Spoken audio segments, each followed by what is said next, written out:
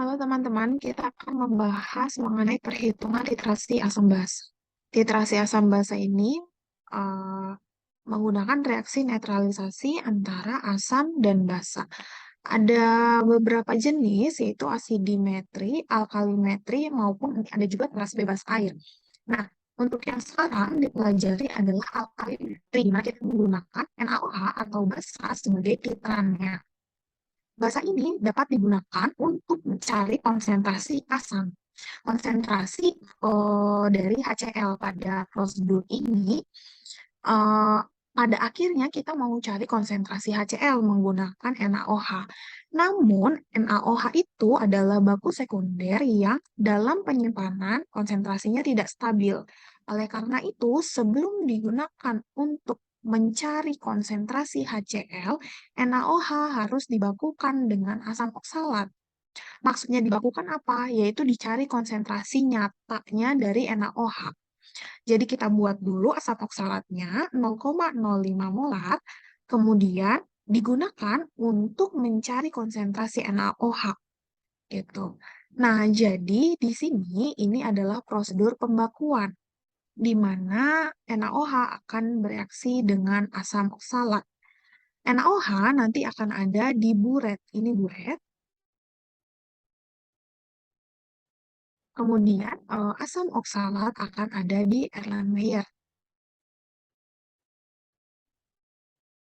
Nah, teman-teman, untuk menghitung titrasi asam basa itu harus paham prinsip dari titrasi. Prinsip dari volumetrik ini atau titrasi yaitu ketika mereka bereaksi hingga mencapai titik akhir titrasi,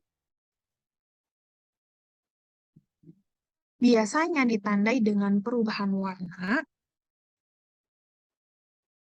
yang akan ekivalen adalah massa ekivalen dari kedua senyawa. Jadi, massa ekivalen dari NaOH akan bereaksi, sorry, ya, NaOH akan bereaksi dengan asam oksalat hingga massa ekivalennya setara dengan massa ekivalen asam oksalat.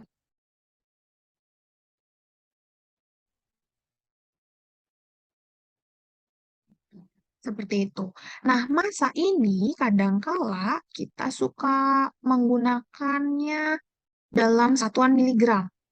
Jadi kadang-kadang ada yang disingkat miligram ekivalen sama dengan miligram ekivalen seperti itu. Kadang ada yang disingkat gini.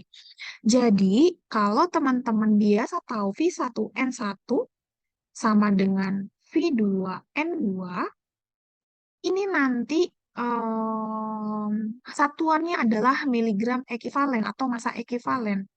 Jadi teman-teman harus pahami bahwa yang akan ekivalen adalah massa ekivalennya. Yang akan setara adalah massa ekivalennya. Nah, dari sini sebenarnya ini bisa dijabarkan. Jadi nanti eh, hitungannya itu nggak selalu ini. Nanti kita akan belajar di next pertemuan. Sekarang pahami ini dulu bahwa yang akan setara adalah massa ekivalen. Kenapa bisa jadi massa ekivalen? Lihat saja satuannya. N ini normalitas ini adalah molar dikali ekivalen ya. V sama dengan V dikali molar dikali ekivalen. Molarnya ini bisa dijabarin lagi. Molar itu adalah mol per volume dikali ekivalen. Nah, lihat. Dia akan tercoret volumenya. Jadi tinggal molnya, massa, per BM dikali ekivalen. Nah, itulah yang setara gitu. Jadi nanti satuannya itu massa ekivalen. Nah, dari sini contoh perhitungannya, teman-teman lakukan dulu titrasi sampai terjadi perubahan warna dan didapatkan volume NaOH. Volume ini adalah hasil titrasi nyata yang diamati di buret, jadi harus bisa baca buret. Kalau volume asam oksalat adalah yang kita masukkan ke Erlenmeyer.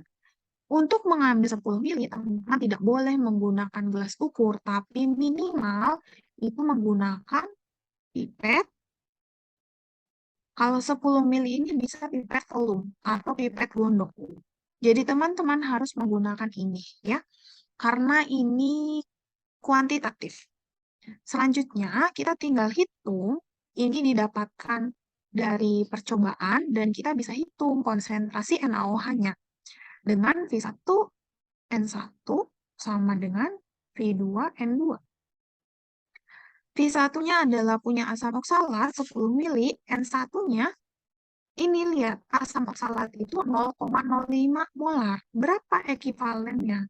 Ekivalennya adalah 2. Jadi 0,05 dikali sama dengan volume 2-nya adalah volume hasil titrasi 19 dikali dengan normalitas yang dicari.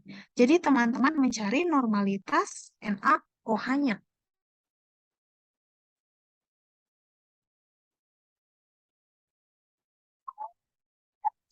Nah, ini tinggal perkalian seperti biasa saja pindah ruas.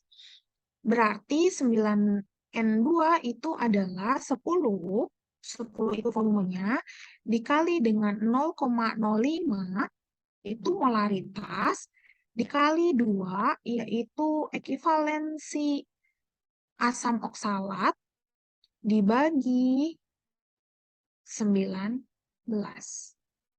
Kita coba cari.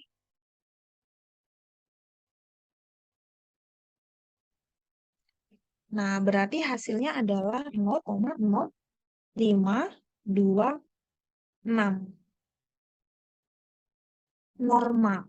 Gitu.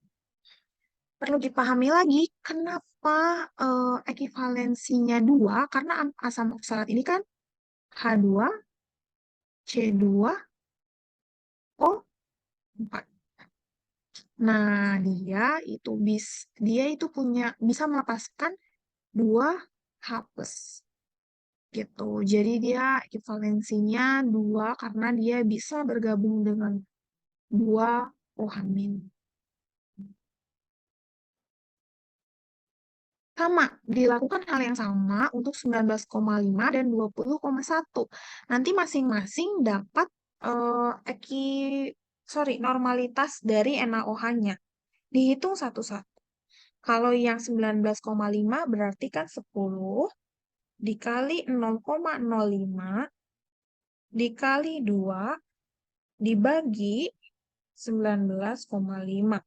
Dapatnya adalah 0,5113 normal. Yang selanjutnya adalah 0,04975 normal. Tinggal dirata-ratain.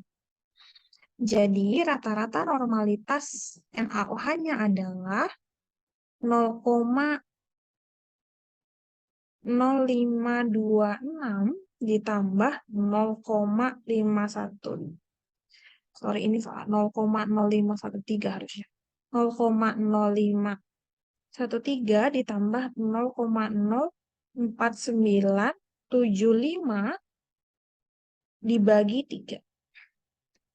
Hasilnya adalah 0,0512 normal. Nah, ini adalah konsentrasi dari NaOH yang kita dapatkan dari pembakuan. Ingat, ini konsentrasi NaOH.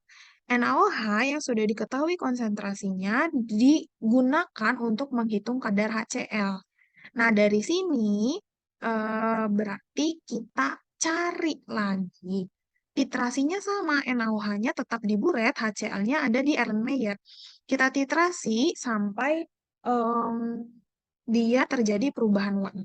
Kemudian dihitung lagi V1N1 sama dengan V2N2. Di mana V1N1 ini adalah NaOH-nya. Berarti volume NaOH-nya adalah 12 dikali N1-nya berapa tadi? Adalah konsentrasi NaOH yang kita sudah dapatkan, yaitu 0,05 Berapa tadi? 1, 2. Salah, Kak. Sebentar ya. V1 N1 sama dengan V2 N2. 12 dikali 0,0512. 0,0512 sama dengan volume 2-nya adalah volume HCl. 10 mili. Dikali N2-nya itu adalah NaCl yang dicari. Jadi NaCl-nya adalah 12 dikali 0,0512 dibagi 10. Itu adalah 0,06144. Kemudian lakukan hal yang sama untuk mencari 12,5 dan 12,4. Kalau 12,5 itu saya dapatkan 12,5 dikali 0,0512 dibagi 10. 0,064. Yang 12,4 itu 0,0635.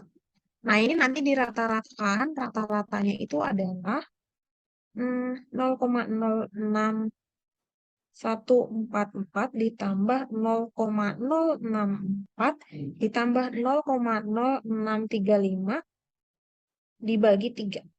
0,06298. Nah, ini adalah normalitas. Gimana kalau mau hitung bobotnya? Berarti tinggal pakai aja keterangan dari HCl. Ini kan normalitas atau konsentrasi dari HCl-nya. Nanti tinggal dimasukkan ke rumus normalitas. Normalitas itu adalah molaritas dikali ekivalen. Dikali ekivalen. Ekivalen HCl adalah 1, karena H-nya 1 ya di sini. Jadi, normalitasnya ekivalen, normalitasnya HCl sama dengan molaritasnya HCl. Kita masukkan ke rumus molaritas. Molaritas adalah mol per volume. Gitu. Nanti dicari molaritas di sini itu 0,06298 sama dengan mol. Volumenya adalah bukan volume 10 mili yang dititrasi, bukan, tapi volume yang kalian buat di labu. Ini tidak diketahui di soal, jadi ini sesuai yang dibuat di labu berat.